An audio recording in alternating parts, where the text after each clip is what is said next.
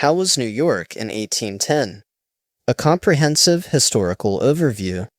Chapter 1: The Physical City. Streets, Buildings, and Geography. The Island of Manhattan.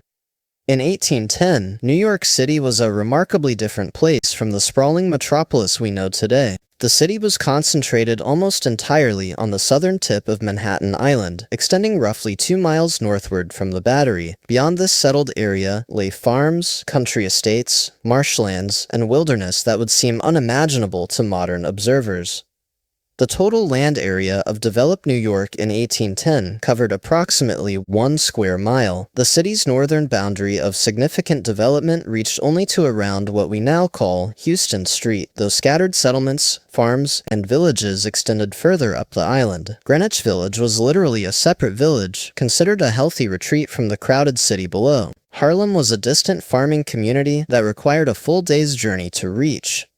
The East River and Hudson River defined the city's character as a maritime community. The waterfront was the lifeblood of New York, with wooden wharves extending into both rivers. Ships from around the world docked at these piers, bringing goods, immigrants, and news from distant lands. The smell of salt water, tar, and fish permeated the lower portions of the city. Streets and roads. The street layout of 1810 New York was a chaotic maze that had evolved organically over nearly 2 centuries of Dutch and English settlement. Unlike the orderly grid that would be proposed in 1811 and implemented over subsequent decades, the streets of Lower Manhattan followed old cowpaths, property lines, and the natural contours of the land. Broadway was already the city's main thoroughfare, running from the Battery northward through the heart of the developed area. It was wide by the standards of the day, allowing for considerable traffic of carriages, carts, and pedestrians. The street was unpaved for most of its length, turning to mud in wet weather and choking dust in dry periods. Wall Street had transformed from its origins as the location of a wooden wall built by the Dutch for defense against the English. By 1810, it was becoming the financial center of the young nation, though its full development as America's financial capital was still decades away. The street was lined with counting houses, banks, and the offices of merchants and traders. Broad Street, Pearl Street, and Water Street were crucial commercial arteries. Pearl Street took its name from the oyster shells that once lined its path near the waterfront. Water Street was notorious for its rough taverns and boarding houses that catered to sailors and dock workers.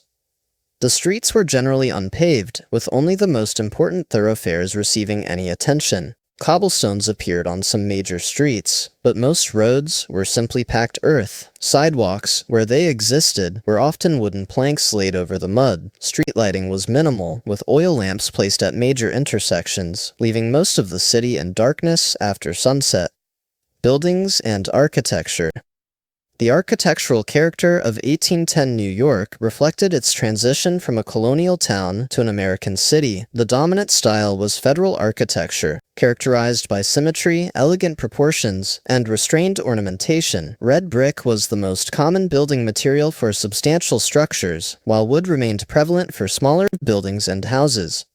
Most buildings were 2 to 4 stories tall. The concept of the skyscraper was unimaginable. The tallest structures in the city were church steeples. Trinity Church, rebuilt after the fire of 1776, dominated the skyline at the head of Wall Street. St. Paul's Chapel, which had miraculously survived the Great Fire, remained one of the city's architectural treasures.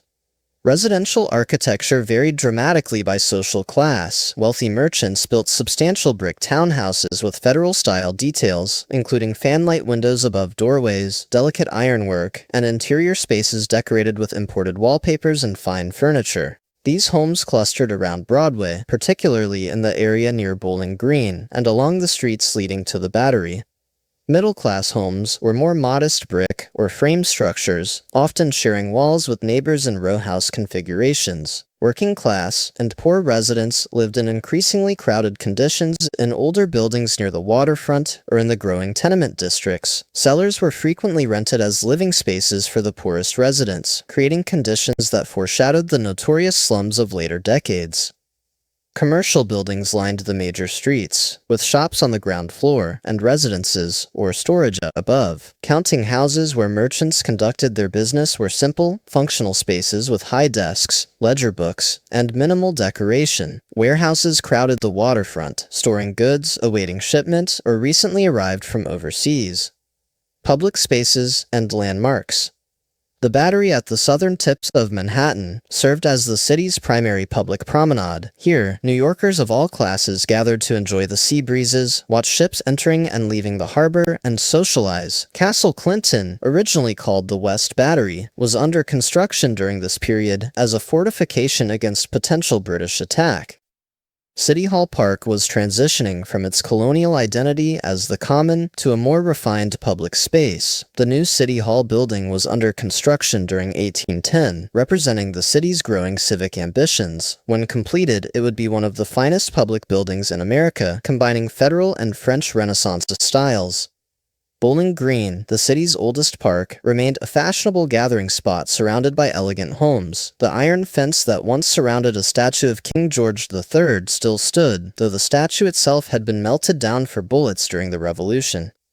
The African Burial Ground, though no longer in active use, remained a significant site in the city's landscape. It served as a reminder of the substantial African American population, both enslaved and free, that had shaped New York's history.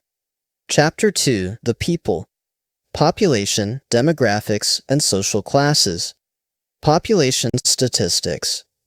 The federal census of 1810 counted approximately 96,373 people living in New York City, making it the largest city in the United States. This represented dramatic growth from the 60,515 residents counted in 1800, a 60% increase in just 10 years. New York had surpassed Philadelphia as the nation's most populous city and was asserting its dominance as the commercial capital of the young republic.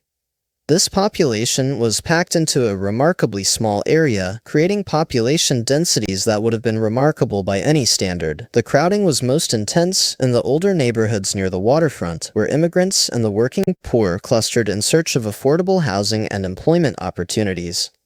Ethnic and national origins. The population of 1810 New York was remarkably diverse for its time. The original Dutch heritage remained visible in family names, architectural remnants, and some cultural practices. Though Dutch language and customs were rapidly fading, families with names like Van Cortlandt, Stuyvesant, and Roosevelt maintained prominence in the city's social and economic life.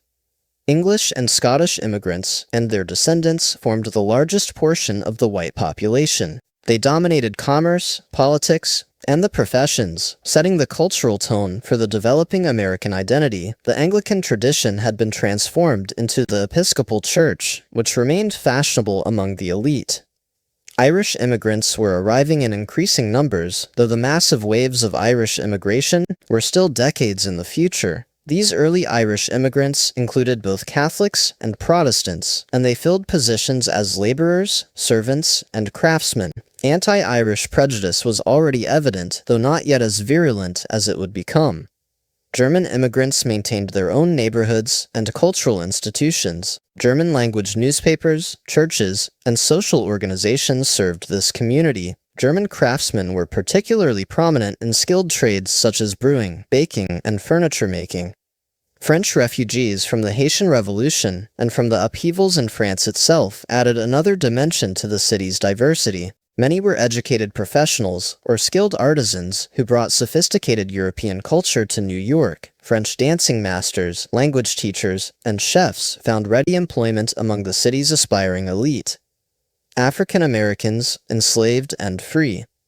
The African American population of New York in 1810 numbered approximately 9,000 people, representing nearly 10% of the total population. This community was in the midst of a dramatic transformation as New York moved toward the abolition of slavery.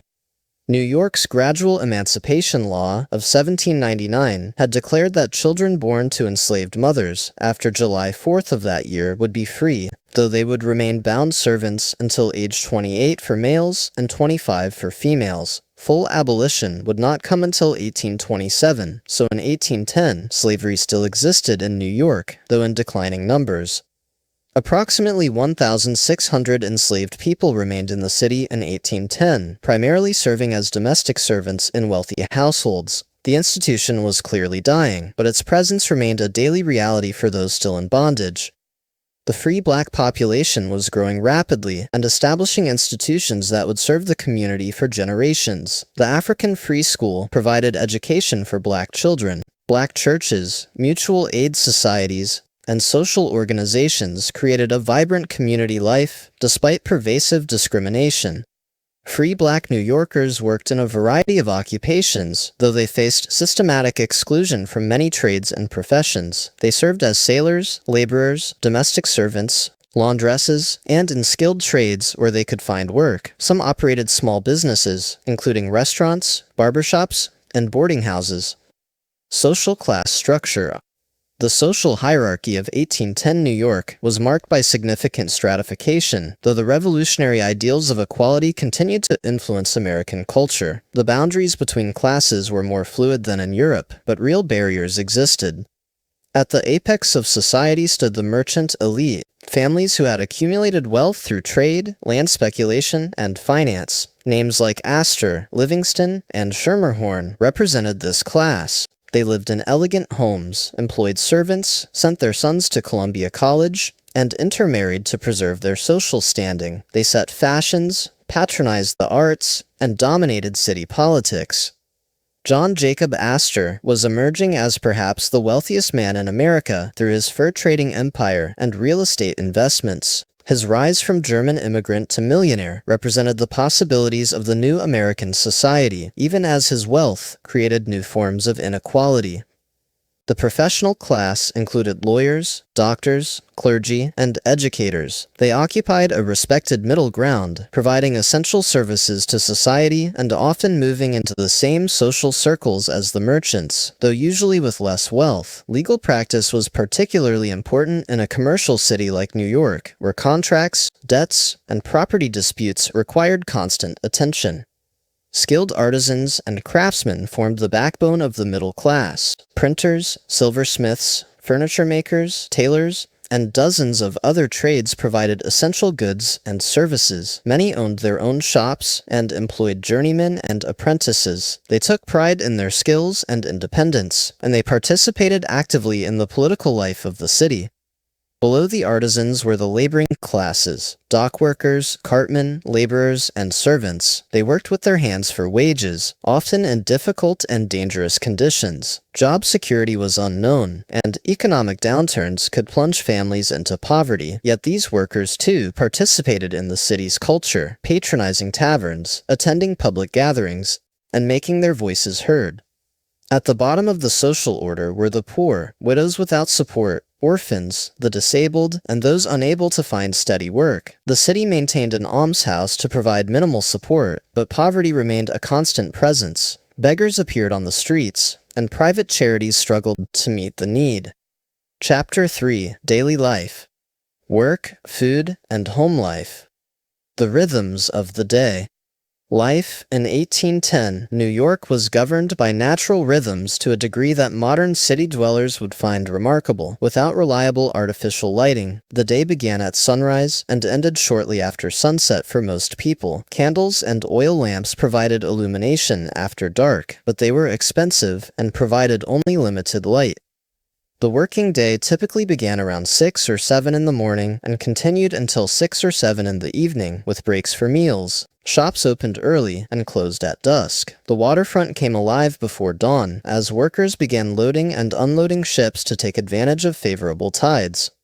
Church bells marked the hours and called the faithful to worship. The cry of street vendors provided another form of urban timekeeping, as different goods were sold at different times of day. The night watch patrolled the streets after dark, calling out the hours and weather conditions.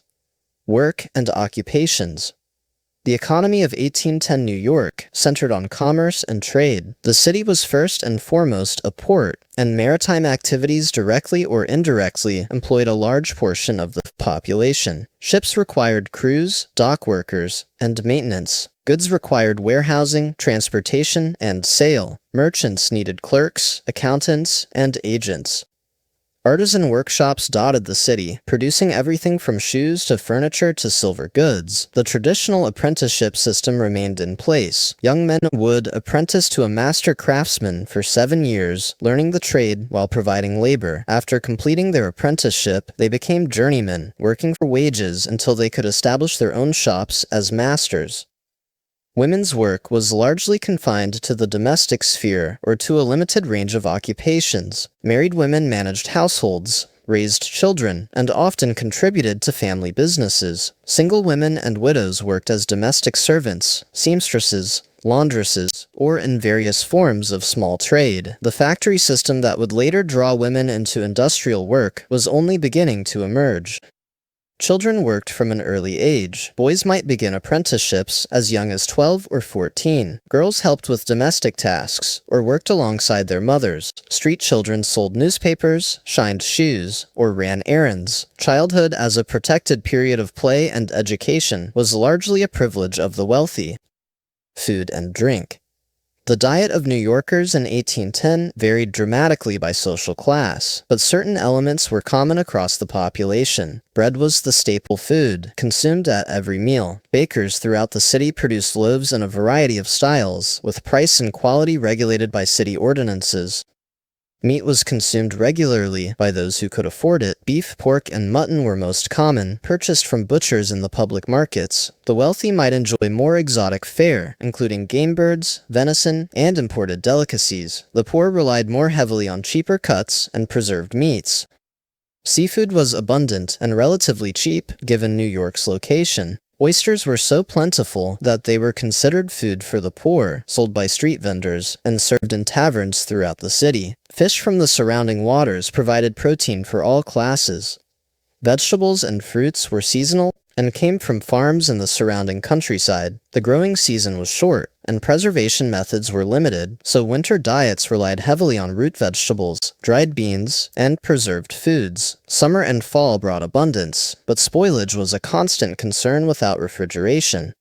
Drinking water came from wells and springs throughout the city, though quality was declining as population grew. The T-Water pump in what is now Lower Manhattan had long been famous for its pure water, but even this source was becoming suspect. Many New Yorkers drank beer, cider, or other alcoholic beverages, in part because they were safer than water.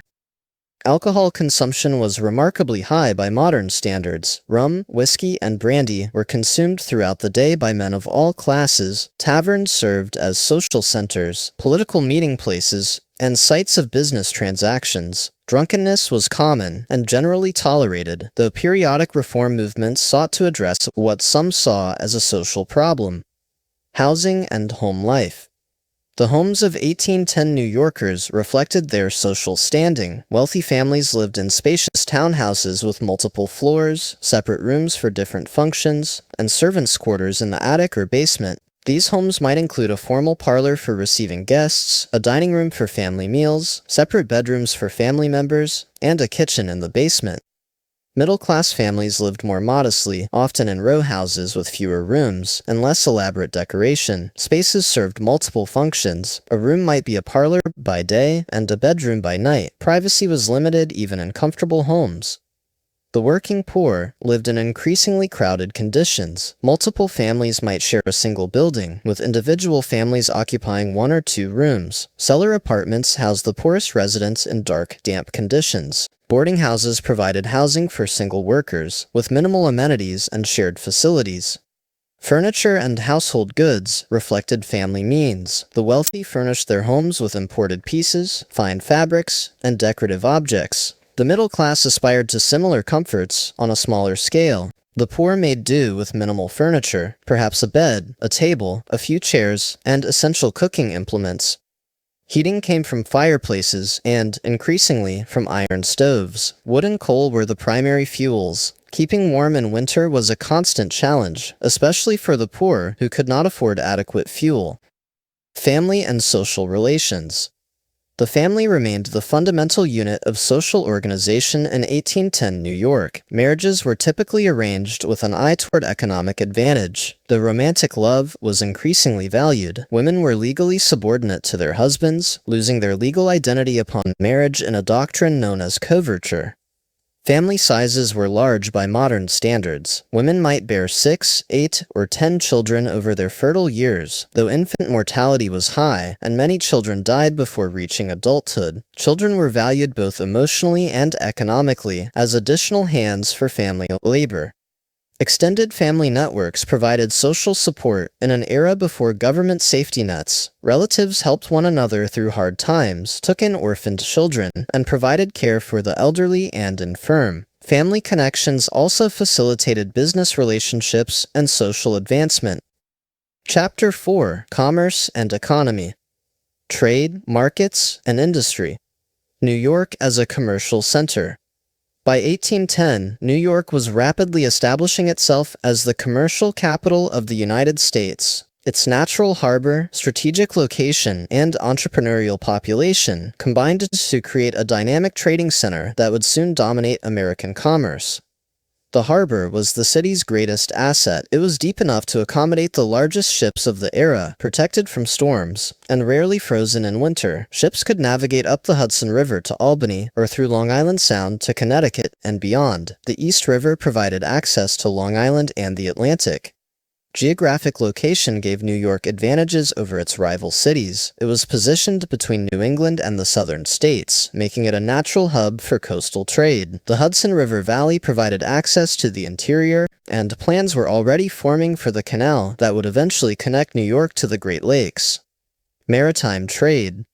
Ocean-going trade connected New York to ports around the world. Ships sailed regularly to Liverpool, London, and other European ports, carrying American products and returning with manufactured goods. The China trade brought tea, silk, and porcelain from Canton. Caribbean trade exchanged American foodstuffs for sugar, molasses, and coffee.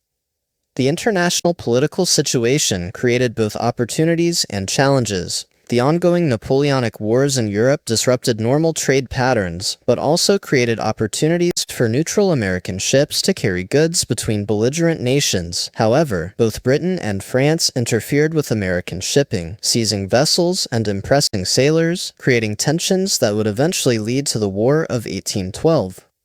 The coastal trade was equally vital. Ships carried southern cotton and tobacco north to New York for processing or re-export. New England manufactures and fish moved south through New York's harbor. The city was becoming the central clearinghouse for American domestic commerce. The merchant class. The great merchants of 1810 New York were the captains of the local economy. They organized trade expeditions, owned or chartered ships, maintained networks of correspondence in distant ports, and took the risks that commerce entailed. Successful merchants could accumulate substantial fortunes. Failed ventures could result in bankruptcy and disgrace.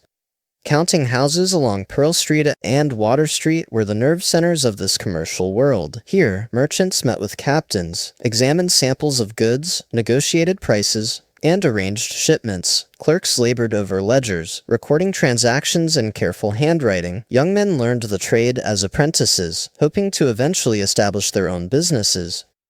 Credit and reputation were essential to mercantile success. Transactions often involved extended credit terms, with payment due months after goods were delivered. A merchant's reputation for honesty and reliability was his most valuable asset, enabling him to obtain goods and credit from suppliers while extending credit to customers.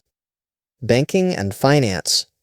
The financial sector was growing to support the expanding commercial economy. Several banks operated in the city, including the Bank of New York, founded in 1784 with Alexander Hamilton's involvement, and branches of the First Bank of the United States. These institutions provided essential services, safekeeping deposits, facilitating payments, and extending credit. Insurance companies protected merchants against the risks of maritime trade. Ships and cargoes could be insured against loss at sea, fire, or other perils. Insurance underwriters assessed risks and set premiums, creating a specialized industry that required detailed knowledge of ships, routes, and conditions.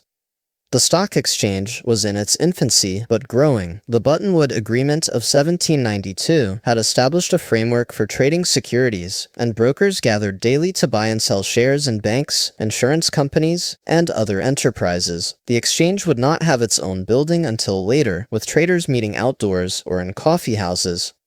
Markets and retail trade.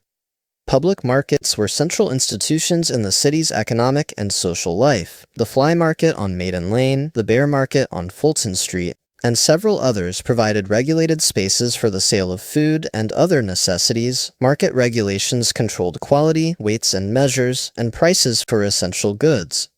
Farmers from Long Island, New Jersey, and the Hudson Valley brought their produce to these markets, arriving before dawn to secure good locations. Butchers sold meat under the market roofs, while fishmongers offered the day's catch. The markets were noisy, smelly, and crowded, but they were essential to feeding the city's population. Retail shops lined the major streets, offering goods of every description. Some specialized in particular types of merchandise. Dry goods stores sold fabric and sewing supplies. Hardware stores sold tools and implements. Apothecaries sold medicines and chemicals. Others were general stores offering a wide variety of items. Manufacturing and industry. Manufacturing in 1810, New York remained largely at the artisan stage, with goods produced in small workshops, rather than large factories. However, the early stirrings of industrial development were evident. Some entrepreneurs were beginning to organize larger-scale production, gathering workers in central locations and introducing division of labor. Shipbuilding was one of the city's most important industries. Shipyards along the East River constructed vessels ranging from small coastal craft to large ocean-going ships. The industry employed shipwrights, caulkers, sailmakers, rope makers, and numerous other specialized craftsmen. Printing and publishing were growing industries. Newspapers, including the Evening Post and the American Citizen, informed the public and shaped political opinion. Book publishers and printers produced volumes for the growing reading public. Printing technology remained essentially unchanged from Gutenberg's era, with type set by hand and pages printed on hand-operated presses. Sugar refining was an important industry, processing raw sugar imported from the Caribbean into refined product for domestic consumption and re-export. Distilleries produced rum and other spirits. Ropewalks manufactured the miles of rope required by the shipping industry. Chapter 5: Politics, Governance, and Law. City government. New York City, in 1810, was governed under a charter that concentrated power in the hands of the Common Council, composed of aldermen and assistant aldermen elected from each ward. The mayor was appointed by the state government rather than elected by the people, a system that would not change until later in the century. The Common Council exercised broad authority over city affairs. It passed ordinances regulating everything from street cleaning to market operations to fire prevention. It appointed city officials, managed city property, and oversaw the limited public services that government provided. City services were minimal by modern standards. There was no professional police force. Order was maintained by constables and the night watch, citizens who served in rotation or hired substitutes. Fire protection relied on volunteer fire companies, which were as much social clubs as emergency services. Street cleaning and garbage removal were haphazard at best. The ward system organized the city for political purposes. Each ward had its own distinct character, with different economic activities, ethnic populations, and political tendencies. Ward leaders were important figures who could mobilize voters and deliver results on election day. State and national politics. New York State played an increasingly important role in national politics. The state's large and growing population gave it significant weight in presidential elections and in Congress. New York politicians were major players on the national stage. The political landscape was dominated by the ongoing struggle between Federalists and Democratic Republicans. In 1810, the Democratic Republicans held power at both the state and national levels, but Federalists remained a significant force, particularly in New York City, where commercial interests tended to favor their policies. Aaron Burr, despite his disgrace following the duel with Alexander Hamilton in 1804, remained a figure of interest. DeWitt Clinton was emerging as a major political force, serving as mayor of New York City while also playing a role in state politics. His uncle George Clinton served as vice president of the United States. The embargo policies of the Jefferson administration and the continuing tensions with Britain dominated political debate. Commercial interests in New York were particularly affected by restrictions on trade, creating political controversy about the proper response to British and French interference with American shipping. The legal system.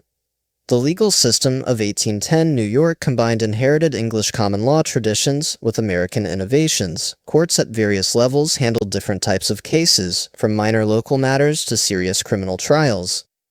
The legal profession was growing in importance and respectability. Lawyers trained through apprenticeship, reading law in established attorneys' offices before being admitted to practice. Successful lawyers could achieve substantial wealth and social standing, and many moved between legal practice and political office. Criminal justice was harsh by modern standards. Capital punishment was prescribed for numerous offenses beyond murder, including robbery, burglary, and counterfeiting. Corporal punishment, including whipping, remained in use. Imprisonment was increasingly used as punishment, replacing earlier reliance on public humiliation, corporal punishment, and execution. The city jail and state prison housed convicted criminals and those awaiting trial. Conditions were grim, with overcrowding, inadequate sanitation, and minimal provision for prisoners' basic needs. Debtors could be imprisoned for failure to pay their debts, adding to the prison population. Elections and political participation. Political participation was limited to adult white men who met property qualifications. The right to vote was not universal even among white men. Property requirements excluded the poorest citizens. Women, African Americans, and other groups were entirely excluded from formal political participation. Elections were public events, with voters declaring their choices openly rather than by secret ballot. This system allowed for community pressure and sometimes led to violence at the polls. Election days were often marked by celebrations, treating of voters with food and drink, and intense competition between factions. Political organizing happened through a variety of mechanisms. Tammany Hall, the Democratic-Republican political organization, was establishing the techniques of machine politics that would later make it famous or notorious. Taverns served as informal political meeting places where news was shared and opinions formed.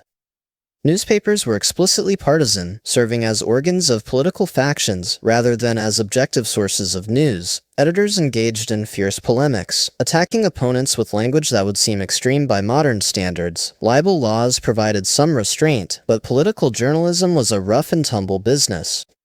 Social reform movements. The early 19th century saw the emergence of various reform movements that would shape American society over subsequent decades. Some New Yorkers were beginning to organize around issues including slavery, alcohol, poverty, and education. The abolition movement was gaining strength, particularly among African Americans and sympathetic whites. The New York Manumission Society worked to protect free blacks from kidnapping and to support the gradual abolition of slavery. However, even many opponents of slavery harbored deep prejudices against African Americans. Religious revivals were beginning to reshape American Protestantism, emphasizing personal conversion and moral reform. These movements would grow dramatically in subsequent decades, fueling reform efforts of all kinds. Charitable organizations addressed the needs of the poor, orphaned, and distressed. The Society for the Prevention of Pauperism, various orphan asylums, and religious charities provided limited assistance to those in need, while often attempting to reform the moral character of recipients. Chapter 6: Culture, Religion, and Entertainment. Religious life. Religion played a central role in the lives of most New Yorkers in 1810, though the city was characterized by considerable religious diversity. The establishment of religion had ended with American independence, but churches remained powerful social and cultural institutions. The Episcopal Church, descended from the colonial Anglican establishment, remained fashionable among the elite. Trinity Church, with its prominent location at the head of Wall Street, was arguably the most influential congregation in the city. Its membership included many of the leading merchants and professionals. Presbyterian, Dutch Reformed, and other Protestant denominations maintained strong congregations throughout the city. These churches provided not only spiritual guidance, but also social connections, charitable assistance, and community identity. Church membership was an important marker of respectability. The Roman Catholic population was growing with Irish and other immigration, though Catholics remained a small minority. St. Peter's Church on Barclay Street served the Catholic community, which faced considerable prejudice from the Protestant majority. Jewish New Yorkers maintained Congregation Shearith Israel, the oldest Jewish congregation in North America. The Sephardic tradition predominated, though Ashkenazi Jews were arriving in increasing numbers. The Jewish community remained small but established. African American churches were becoming important community institutions. Separate black congregations had emerged in response to discrimination in predominantly white churches, providing not only worship but also education, mutual aid, and community organization. Education. Education. In 1810, New York was neither universal nor standardized. Various types of schools served different populations, with quality and availability depending heavily on family means and social position. Columbia College, founded as King's College in 1754, provided higher education for the sons of the elite. Its curriculum emphasized classical languages, philosophy, and the traditional subjects considered essential for gentlemen and future leaders. The student body was small and drawn primarily from wealthy families. Private academies provided secondary education for those who couldn't afford tuition. These schools prepared boys for college, or for careers in commerce and the professions. Girls from wealthy families might attend female academies focusing on accomplishments appropriate to their expected roles as wives and mothers. Common schools provided basic education for children of the middling classes. Though attendance was neither compulsory nor universal, the curriculum focused on reading, writing, arithmetic, and moral instruction. Teachers were often poorly trained and poorly paid, and school facilities were frequently inadequate. Charity schools served poor children, providing basic literacy while also inculcating habits of industry and morality. The Free School Society, founded in 1805, was beginning the work that would eventually lead to public education for all children. African American children received education through the African Free School, established by the New York Manumission Society in 1787. This institution provided an important avenue for advancement in a society that offered few opportunities to black citizens. Apprenticeship remained an important form of education for many young men. Learning a trade involved not only technical skills, but also practical literacy and numeracy. Masters were expected to provide moral oversight and basic education alongside craft training. Entertainment and leisure. New Yorkers of 1810 found entertainment in a variety of forms, from refined cultural events to rough popular amusements. As in other aspects of life, entertainment options reflected class distinctions, though some diversions crossed social boundaries. The theater was an increasingly popular form of entertainment. The Park Theater on Park Row presented productions ranging from Shakespeare to contemporary melodramas. Theater audiences were notoriously rowdy, with spectators freely expressing approval or disapproval during performances. The theater was somewhat suspect in the eyes of religious conservatives, who associated it with immorality. Musical performances took place in churches, in theaters, and in private homes. Wealthy families cultivated musical accomplishment, particularly among daughters. Professional musicians found employment in churches and theaters, while amateur music making was common in homes at all social levels. Taverns and coffee houses served as entertainment venues for men of all classes. Here, one could drink, gamble, discuss politics, and enjoy companionship. Different establishments catered to different clienteles, from respectable coffee houses frequented by merchants to rough waterfront taverns. Sports and physical recreation included horse racing, hunting, fishing, and various informal games. The sport of boxing was becoming popular, with organized matches drawing crowds. Gambling accompanied many forms of recreation, despite periodic efforts to suppress it. The pleasure gardens at Vauxhall and other locations offered outdoor entertainment during warmer months. These venues featured gardens, refreshments, music, and fireworks, providing escape from the crowded city streets. Reading was becoming an increasingly common pastime among the literate population. Lending libraries made books available to those who could not afford to purchase them. Newspapers provided not only news, but also fiction, poetry, and other literary content. Arts and culture. The arts in 1810 New York were developing but still relatively modest compared to European capitals. American cultural independence was a work in progress, with artists and writers seeking to establish distinctly American forms while remaining influenced by European models.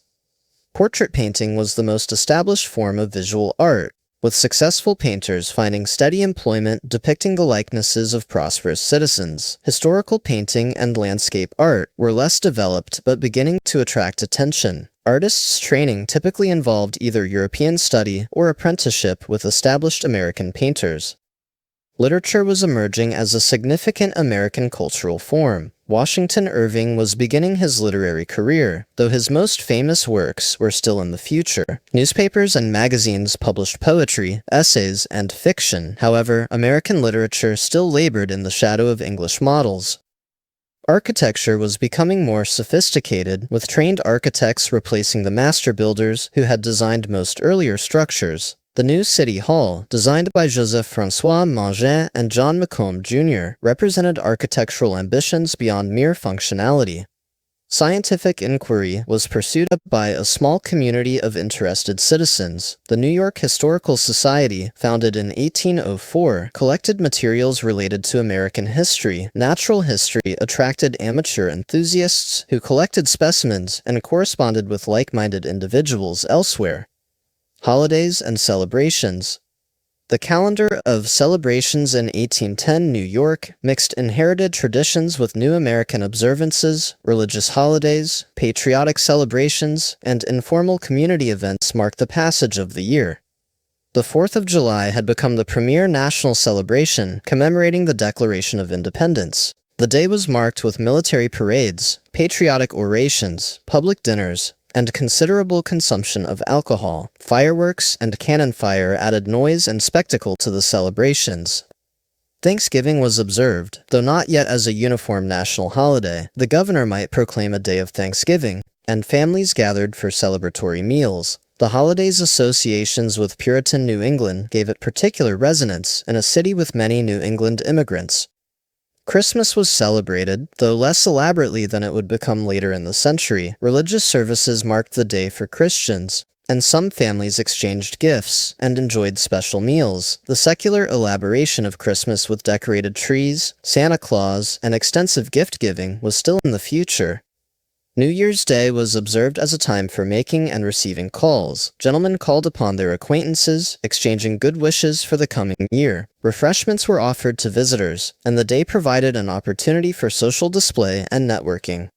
Washington's birthday was celebrated as a patriotic holiday, second only to the 4th of July. The father of his country was revered as the embodiment of American virtue, and his birthday provided an occasion for civic commemoration. Election days were community events, marked by excitement, treating, and sometimes disorder. The competitive nature of politics and the public character of voting made elections colorful, if not always orderly occasions. Conclusion. New York, in 1810, stood at a pivotal moment in its history. It was a city of approximately 96,000 people, having just surpassed Philadelphia as the largest city in the United States. Concentrated on the southern tip of Manhattan Island, it was a walking city where most residents could traverse the settled area in less than an hour. The physical city was a mix of the old and the new. Colonial-era buildings stood alongside newer federal-style structures. Streets remained largely unpaved, and essential services were minimal, yet ambitions were growing, as evidenced by the new City Hall rising near the Common and plans for the grid street system that would shape Manhattan's future development. The population was remarkably diverse for its time, including descendants of Dutch settlers, English, Scottish, Irish, German, and French immigrants, as well as a substantial African-American population that included both enslaved and free individuals. Social class distinctions were marked, with a wealthy merchant elite at the top and impoverished workers and the destitute at the bottom, but the fluidity of American society offered at least the possibility of advancement. Daily life was shaped by rhythms that modern observers would find strange. Natural light governed the day. Work was labor-intensive and often dangerous. Food was local and seasonal, with preservation and storage limited by technology. Families were larger, death more present, and life expectancy shorter than today. The economy centered on commerce and trade, with the harbor serving as the city's greatest asset. Merchants organized trade expeditions that connected New York to ports around the world. Manufacturing remained largely at the artisan stage, though early stirrings of industrial development were evident. Politics was contentious and participatory, at least for those white men who met property qualifications for voting. Federalists and Democratic Republicans competed for power at local, state, and national levels. The tensions with Britain that would lead to the War of 1812 were already shaping political debate. Cultural life was developing but still modest. Religion remained central to most people's lives, with diverse denominations serving various communities. Education was neither universal nor standardized. Entertainment ranged from the refined to the rough, reflecting the class divisions of the larger society. New York in 1810 was neither the colonial outpost of its earlier years nor the global metropolis of its future. It was a growing American city, ambitious and energetic, facing the challenges of expansion while already displaying the characteristics that would make it one of the world's great urban centers.